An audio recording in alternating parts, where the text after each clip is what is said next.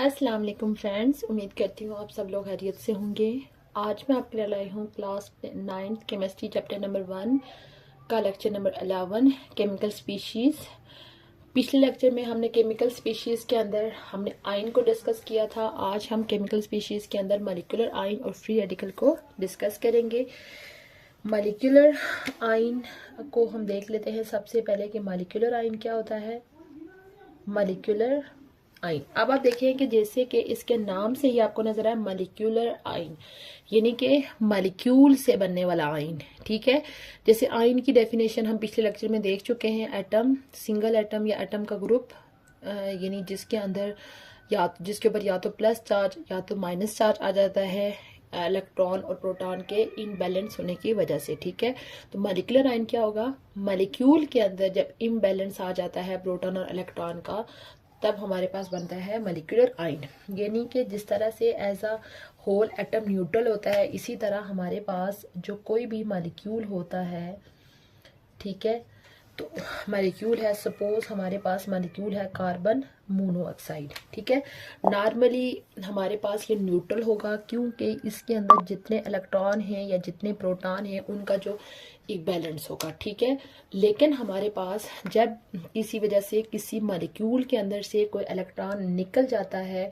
एक इलेक्ट्रॉन या एक से ज़्यादा इलेक्ट्रॉन भी निकल सकते हैं, तो उस टाइम हमारे पास यानी कि ये जो मॉलिक्यूल है हमारे पास मॉलिक्यूलर आयन में कन्वर्ट हो जाएगा। सपोज अगर कार्बन मोनोऑक्साइड के अंदर से एक इलेक्ट्रॉन निकल आए तो उसके ऊपर यानी जो इलेक्ट्रॉन और प्रोटॉन का बैलेंस है वो नहीं रहेगा, तो ओवरऑल एज अ उसके ऊपर कौन सा चार्ज आ जाएगा?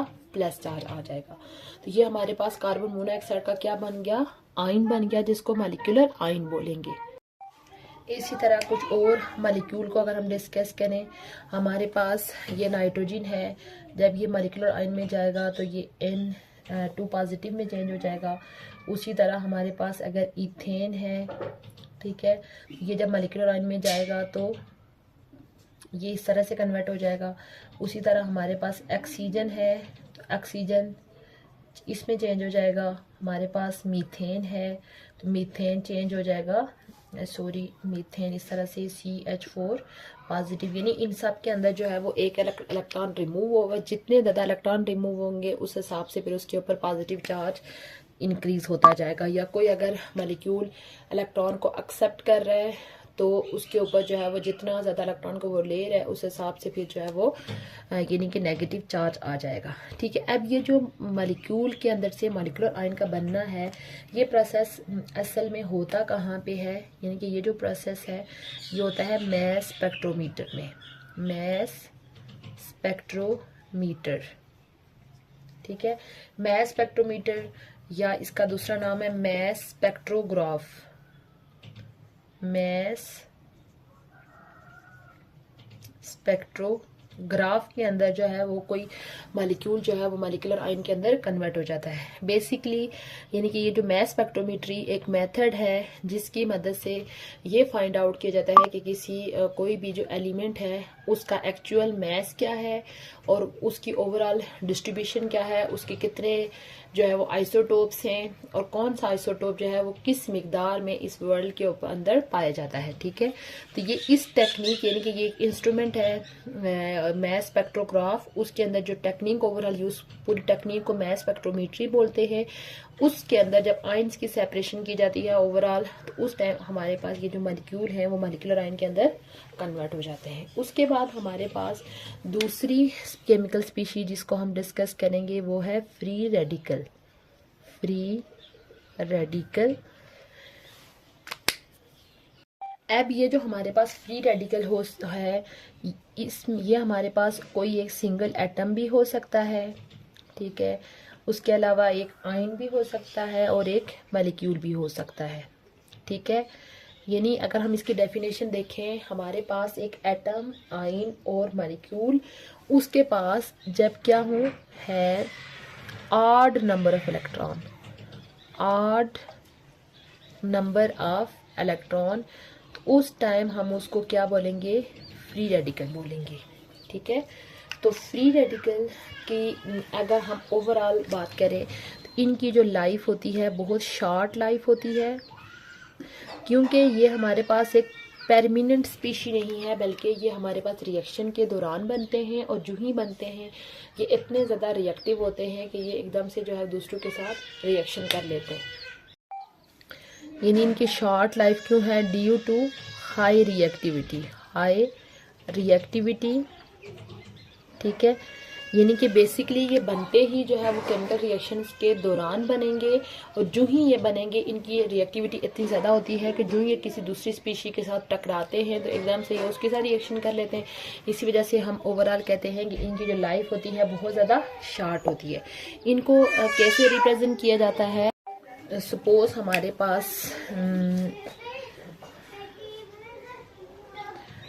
हमारे पास अगर मीथेन का स्ट्रक्चर है, इस तरह से मीथेन का स्ट्रक्चर इस तरह से होता है। ठीक है, इस तरह से ये हमारे पास किसका स्ट्रक्चर है? मीथेन का।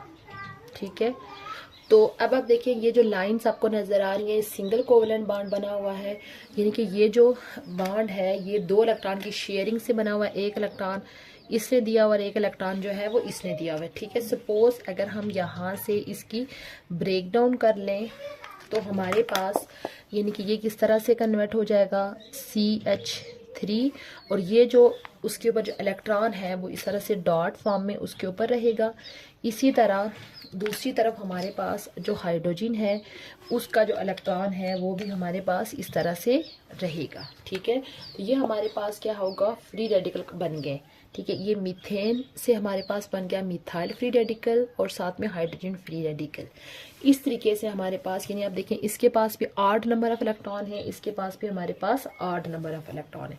इसी तरह हमारे पास यानी कि OH का अगर फ्री रेडिकल हो, इस तरह से OH और उसके ऊपर फ्री रेडिकल को जो है वो एक डॉट की फॉर्म में, यानी जिस स्पीशी का वो फ्री रेडिकल होता है डॉट की फॉर्म में उस तरह से उसको रिप्रेजेंट किया जाता है।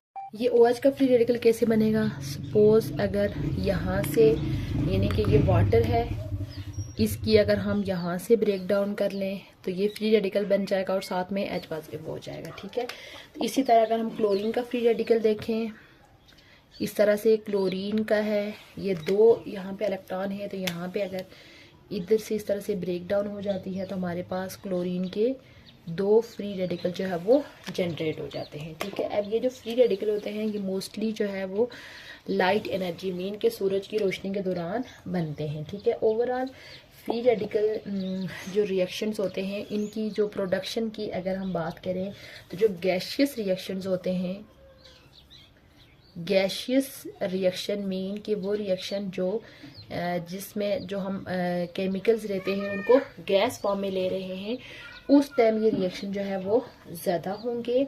इसी तरह हमारे पास यानी शहरों के अंदर जो स्मोक की प्रोडक्शन होती है, स्मोक प्रोडक्शन, स्मोक क्या चीज़ होती है? ये जो धुआं और फॉग, धुंध का आपस में मिलके जो न्यू स्ट्रक्चर बनता है वो होता है स्मोक।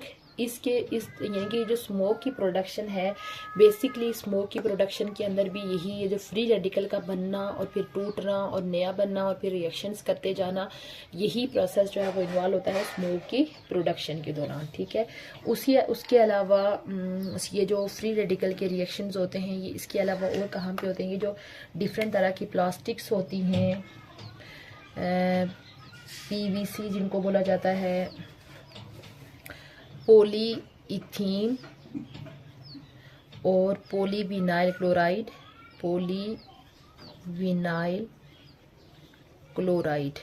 ठीक है, पॉलीविनाइल क्लोराइड जो है वो इसका शॉर्ट एब्रीविएशन इसको लग जाता है PVC।